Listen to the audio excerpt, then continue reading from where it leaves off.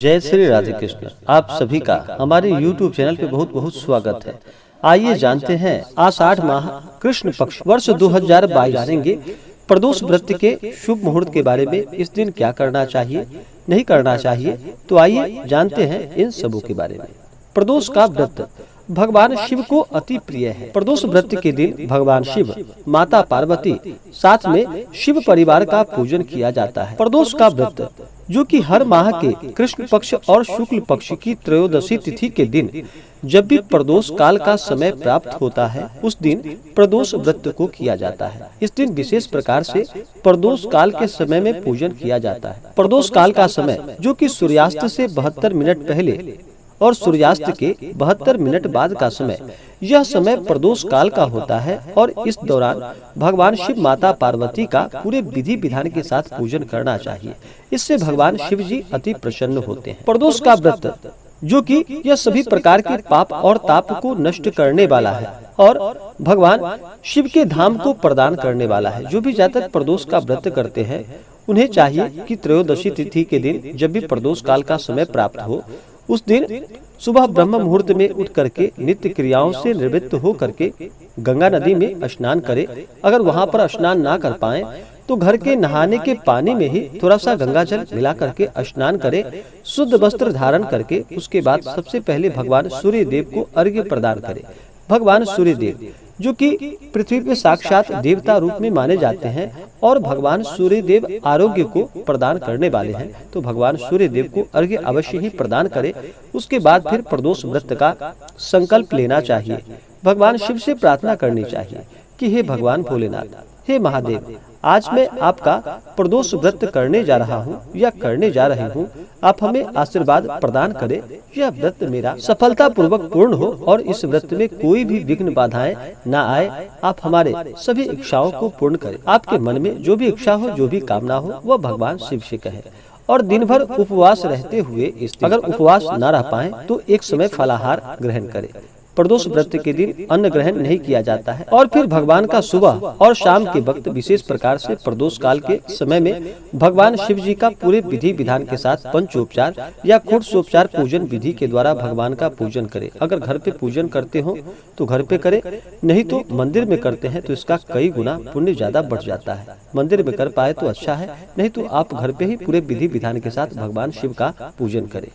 तो आइए जानते हैं प्रदोष व्रत के शुभ मुहूर्त के बारे में। प्रदोष का व्रत जो कि त्रयोदशी तिथि के दिन प्रदोष काल समय प्राप्त होने पर किया जाता है, तो त्रयोदशी तिथि प्रारंभ समय 25 जून 2022 दिन शनिवार रात्रि 1:11 और त्रयोदशी तिथि की समाप्ति होगी समय 26 जून 2022 दिन रविवार रात्रि 3:27। तो हमें प्रदोष काल का जो समय प्राप्त हो रहा है वह समय 26 जून 2022 दिन रविवार को प्राप्त हो रहा है। तो इस दिन इस व्रत को किया जाएगा। इस दिन सूर्योदय समय जो कि सुबह 5:09 और सूर्यास्त शाम 6:52। तो भगवान शिव का पूजन जो कि सूर्यास्त के 72 मिनट पहले और 72 मिनट बाद के समय में प्रदोष काल के समय में भगवान का पूजन करना चाहिए। तो इस दौरान भगवान का पूजन करें। इस दिन नक्षत्र जो कि कृतिका नक्षत्र दोपहर 1:06 तक, उसके बाद रोहिणी नक्षत्र योग जो कि घृति योग होगा शाम 5:55 तक, उसके बाद सूल योग। विजय मुहूर्त जो कि दोपहर 2:44 से दोपहर 3:39 तक। गोधूली समय जो कि शाम 7:09 से शाम 7:33 तक। राहु काल का समय इस दिन जो कि शाम 5:09 से शाम 6:52 तक राहु काल का समय होगा। राहु काल समय के दौरान कोई भी शुभ कार्य या नया कार्य नहीं करना चाहिए, यह लाभप्रद नहीं होता है। तो इस दिन भगवान का पूरे विधि विधान के साथ पूजन करें और अगले दिन जाकर के फिर इस व्रत का पारण किया जाता है। पूजन का व्रत का तभी पुण्य फल प्राप्त होता है जब भी पूजन नियम और निष्ठा के साथ किया गया हो। किसी भी प्रकार के व्रत में सबसे पहले विश्वास रख करके धैर्य को धारण करके व्रत को करना चाहिए। अगर मन में व्रत के लिए अश्रद्धा हो, अविश्वास हो तो उस व्रत को नहीं करना चाहिए। ऐसे व्रत निष्फल ही माने जाते हैं। इसलिए प्रभु पे विश्वास करते हुए धर्म का आचरण करते हुए व्रत को करना चाहिए। व्रत के दौरान किसी के ऊपर क्रोध नहीं करना चाहिए। अपने मन में किसी के प्रति ईर्ष्या या द्वेष का भाव नहीं लाना चाहिए। ब्रह्मचर्य का पालन करना चाहिए। अपने से बड़ों का सदा ही आदर और सम्मान करना चाहिए। महिलाओं का कभी भी अपमान नहीं करना चाहिए। जहाँ पर भी महिलाओं का अपमान होता है वहाँ से माता स्त्री लक्ष्मी रुष्ट होकर चली जाती हैं। इसलिए महिलाओं का कभी भी अपमान नहीं करना चाहिए। धर्म का आचरण करते हुए ही किसी प्रकार के व्रत को करना चाहिए। प्रदोष व्रत जो भी करते हैं उन्हें इस दिन भर उपवास रहते हुए इस व्रत को करना चाहिए। और प्रदोष काल के समय में यानी कि सूर्यास्त से 72 मिनट पहले और 72 मिनट बाद के समय के दौरान भगवान शिव का पूरे विधि विधान के साथ पूजन करना चाहिए। साथ में शिव परिवार का भी पूजन करना चाहिए। जो भी प्रदोष का व्रत करते हैं उन्हें इस दिन सुबह ब्रह्म मुहूर्त में उठ करके नित्य क्रियाओं से निवृत्त हो करके गंगा नदी में या घर के नहाने के जल में पानी में थोड़ा सा गंगा जल मिला करके स्नान करना चाहिए।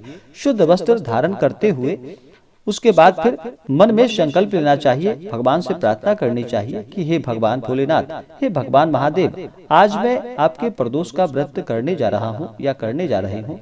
इस प्रकार से भगवान से प्रार्थना करनी चाहिए। आपके मन में जो भी इच्छा हो, जो भी कामना हो, वह प्रभु से कहनी चाहिए। और दिन भर व्रत उपवास रहते हुए भगवान का सुबह और शाम के वक्त पूजन करना चाहिए, विशेष प्रकार से प्रदोष काल के समय में। इस दिन भगवान शिव का पूरे विधि विधान के साथ पूजन करना चाहिए। भगवान भोलेनाथ ही एक ऐसे देव हैं जो कि अपने भक्तों के ऊपर थोड़े से जल से ही प्रसन्न हो जाते हैं और अपना कृपा बरसाते हैं। भगवान शिव के पूजन के लिए इस दिन संध्या से यानी कि प्रदोष काल से कुछ पूर्व ही स्नान करके शुद्ध वस्त्र धारण करके और फिर भगवान शिव का मंदिर में कर रहे हो तो मंदिर में, घर पे कर रहे हो तो घर पे, इस दिन पूजन के लिए कुशा के आसन का प्रयोग करना चाहिए। किसी भी प्रकार के पूजन व्रत में सबसे पहले भगवान गणेश का पूजन किया जाता है, तो भगवान गणेश का पूजन कर ले।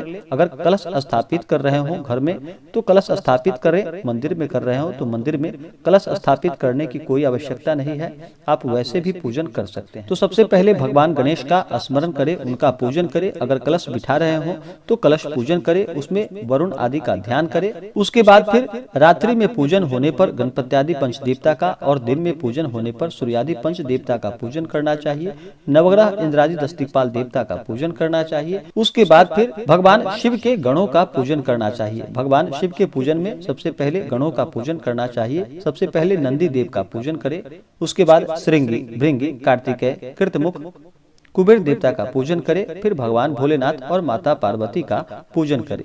भगवान भोलेनाथ का इस दिन विशेष प्रकार से उनका जल से अभिषेक करें, पंचामृत से अभिषेक करें, उनके ऊपर शुद्ध गंगा जल चढ़ाएं। उसके बाद भगवान को सफेद वस्त्र अर्पित करें भगवान भोलेनाथ को, और माता पार्वती को लाल वस्त्र अर्पित करनी चाहिए। उसके बाद भगवान को यज्ञोपवीत अर्पित करें। फिर अक्षत में थोड़ा सा जल डाल करके उसे थोड़ा सा गीला कर ले। सूखा अक्षत नहीं चढ़ाया जाता है, तो इस बात का ध्यान रखें। भगवान को अक्षत चढ़ाएं। फिर चंदन, पुष्पों की माला अर्पित करें।